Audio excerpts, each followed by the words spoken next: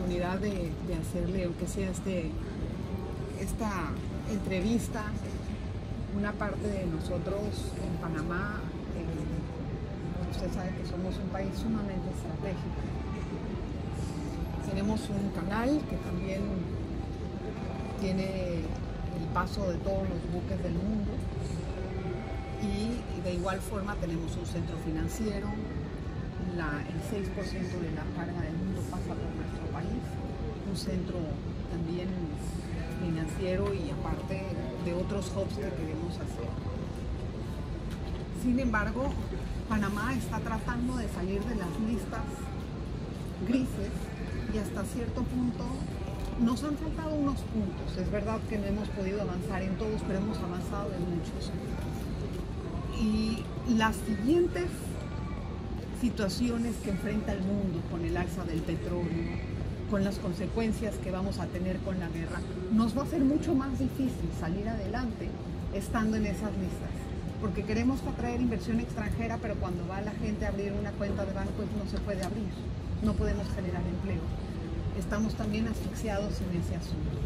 Muchos nos preguntamos por qué no se nos da un poco de aire a los panameños para poder salir de las listas extranjeras, de las listas grises. Bueno, no es un problema de dar aire. Bueno, es decir. Es decir, quiero decir que esto no es un problema de que los países nos caigan más o menos simpáticos.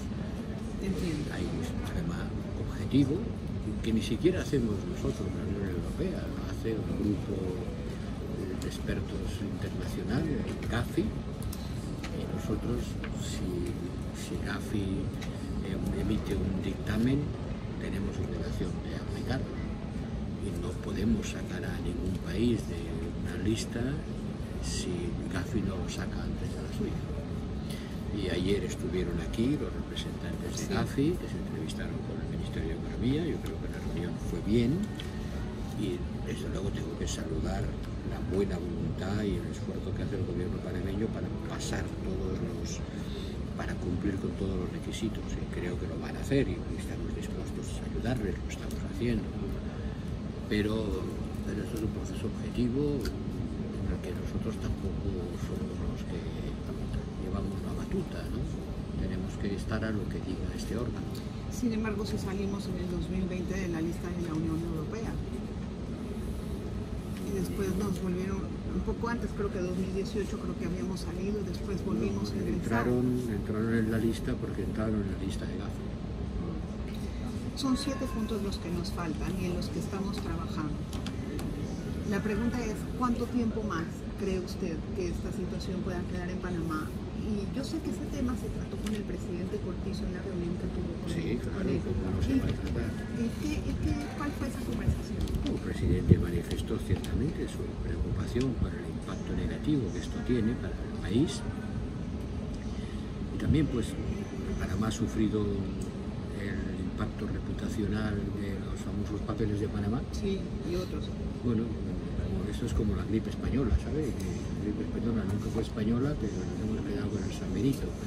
Entonces, yo comprendo la preocupación del presidente y solo puedo decir que se han hecho progresos, nos consta la voluntad de superar todos los problemas que hay. El presidente me ha dado datos del número de empresas domiciliadas aquí en Panamá que ya no lo están, manifiestamente la mitad han dejado de estarlo. Sí, sí, es una limpieza grande en el registro. Una limpieza grande, pero bueno, eso quería decir que había que limpiar. Bien, se acepta. Está bien. Están en ello. Están en ello, y yo creo que se lo va a conseguir, pero no le puedo anticipar.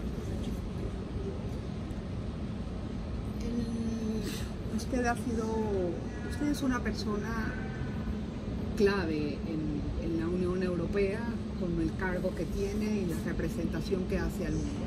Ha ido a Kiev, se ha entrevistado con el señor Zelensky, el presidente de Ucrania obviamente, y ha podido palpar de viva carne lo que se está viviendo en este lugar. En este sentido, a mí me gustaría saber cuál va a ser el desencadenante que vamos a tener de ahora en adelante con este 6º paquete de sanciones que se van a anunciar próximamente. ¿Cree que realmente sean efectivas? Yo le he escuchado decir usted, el tiempo de la guerra es el tiempo de qué tan efectivas son nuestras sanciones. Este sexto paquete, ¿qué va a causar? Va a completar la dinámica de los 5 paquetes anteriores. Hemos ido aumentando la presión financiera y económica a medida que Rusia haya aumentado su agresión a Ucrania. En este momento está por completar la dimensión financiera y energética de las sanciones. Hemos sacado a casi todos los bancos rusos del sistema SWIFT y quiero creer, porque eso lo deciden los Estados miembros y se acuerda en el Consejo de Asuntos Exteriores que yo presido, y espero que la semana que viene tengamos un acuerdo que se está trabajando en estos momentos en Bruselas para sacar a más bancos rusos y a algún banco muy importante del sistema SWIFT, que hasta ahora lo habíamos hecho, y también para... ¿Del gobierno ruso? No, un banco ruso, no tiene por qué ser del gobierno, todos los bancos han salido, sí, todos los bancos, o casi todos han salido, pero algún banco muy importante que hasta ahora no ha salido, espero que haya un acuerdo para sacarlo. Y en el sector energético prohibimos las importaciones de carbón. Sí. Y yo también espero, porque las negociaciones están en curso con mi gente en Bruselas, que podamos tomar medidas importantes para limitar y prohibir a plazo las importaciones de petróleo. ¿Y con el gas qué va a pasar? El gas es algo más complicado. El gas es algo más complicado, pero los europeos, cuando digo los europeos, digo los estados y los ciudadanos, tienen que entender que tenemos que librarnos de la dependencia de Rusia en materia energética. Pero el gas no es solo una materia energética, el gas es una materia prima de la industria petroquímica. No admite sustituto, es gas o gas. El gas puede ser ruso o de otro sitio, pero tiene que ser gas. Y mientras no tengamos gas alternativo ruso, y algunos países lo tienen más difícil que otros, pues salir de la dependencia del gas tiene que ser gradual, pero hay que hacerla prisa. Y en esto los ciudadanos también tienen algo que ver. Tenemos que entrar en una época en la que la sobriedad energética, el ahorro energético, forme parte de la respuesta política. Sin embargo, Rusia puede imponer nuevas condiciones para el pago de gas, así como lo ha hecho con los otros países. Entonces, ¿cuál va a ser la alternativa ahí? Porque salir de la dependencia de gas de Rusia no es de un día para otro, usted mismo lo señala. Para algunos países sí, pueden hacer. ¿Qué harían? O sea, si Rusia entonces ahora exige lo mismo que le pidió a Polonia. Pues está la solidaridad europea. Los sistemas gasísticos en Europa funcionan también en dirección contraria. Podemos ayudarnos entre nosotros. No hay más que 3 soluciones. A ver. La sobriedad energética, gastar menos. Buscar fuentes alternativas de energía. El desarrollo de las renovables que hay que acelerar, buscar fuentes alternativas de gas, buscar otros proveedores de gas, lo estamos haciendo, y repartir entre nosotros lo que haya.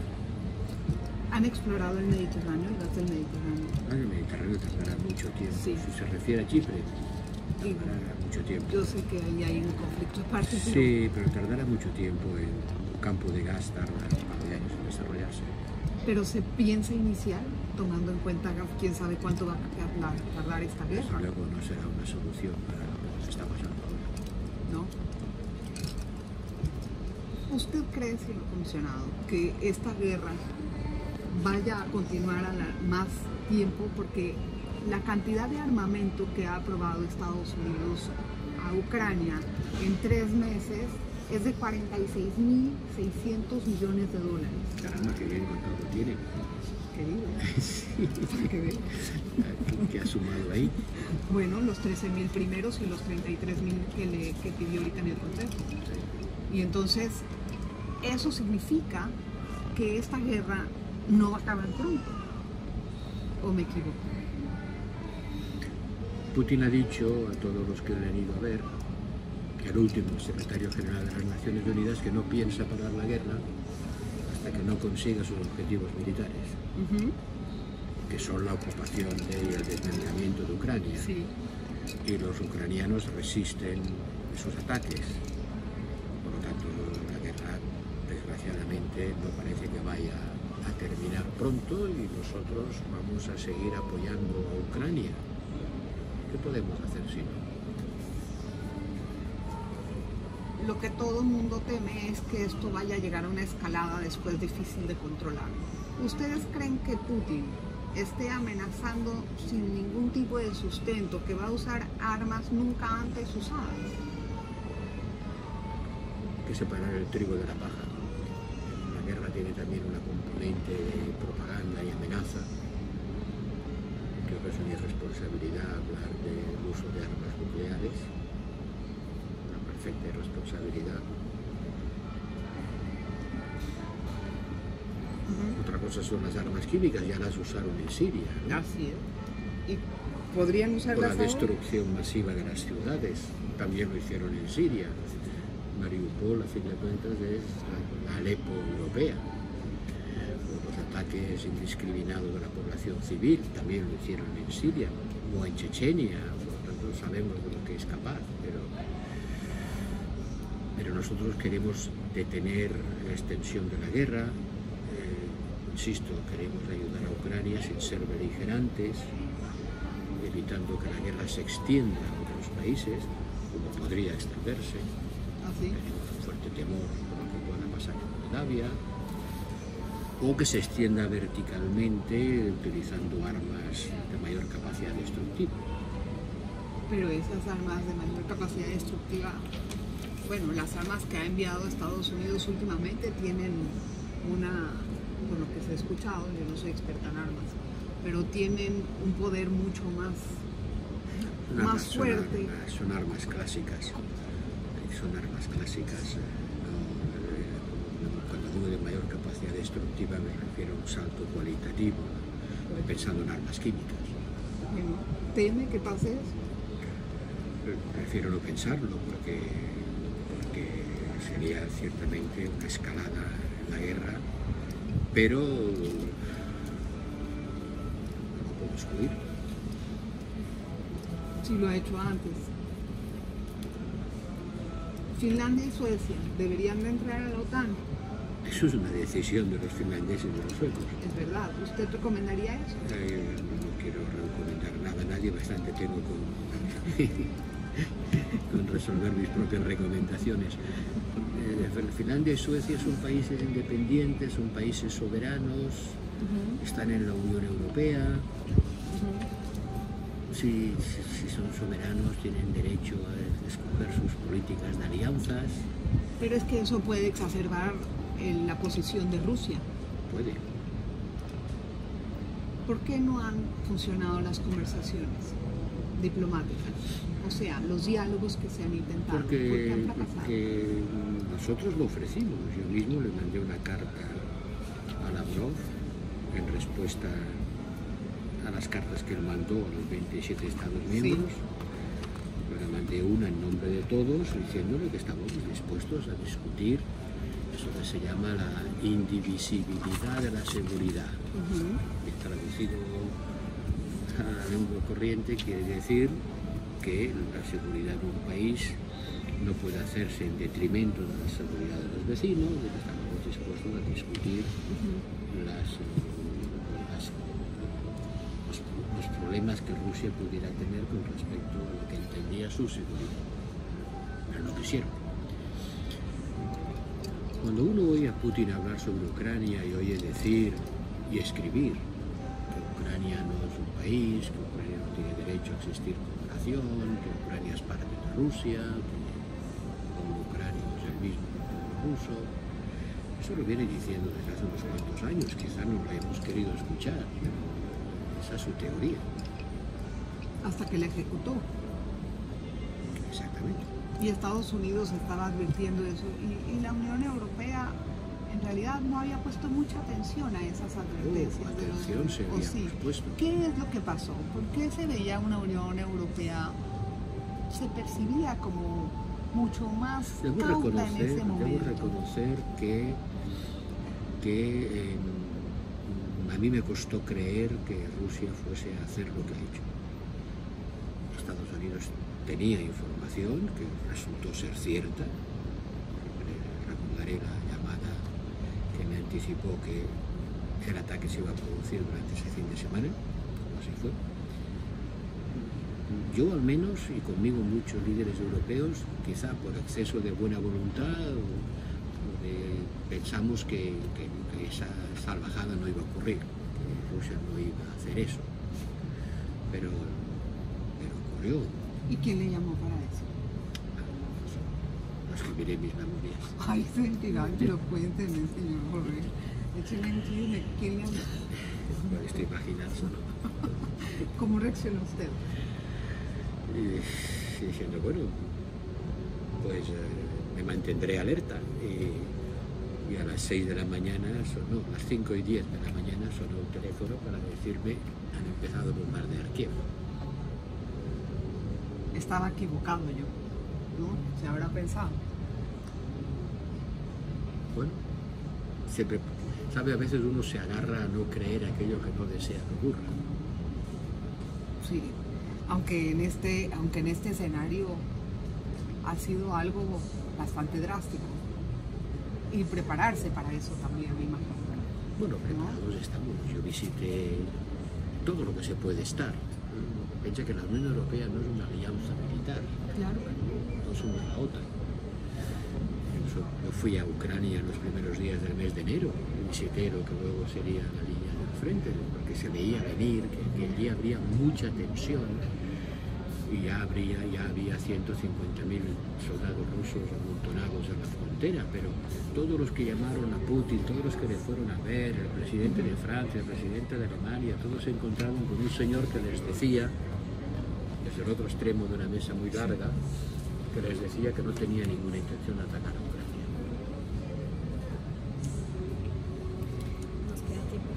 Sí.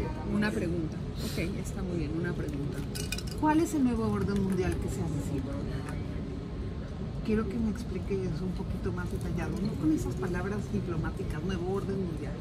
Explíquemelo en qué es lo que va a pasar, el mundo cómo va a vivir de ahora en adelante, qué es lo que se espera. Pase lo que pase con la guerra, ya hemos entrado en una nueva dimensión de las relaciones internacionales.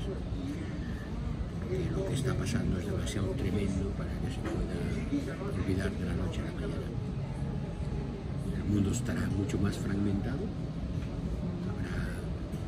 habrá otra vez una reconstrucción de bloques. Rusia se inclinará hacia China.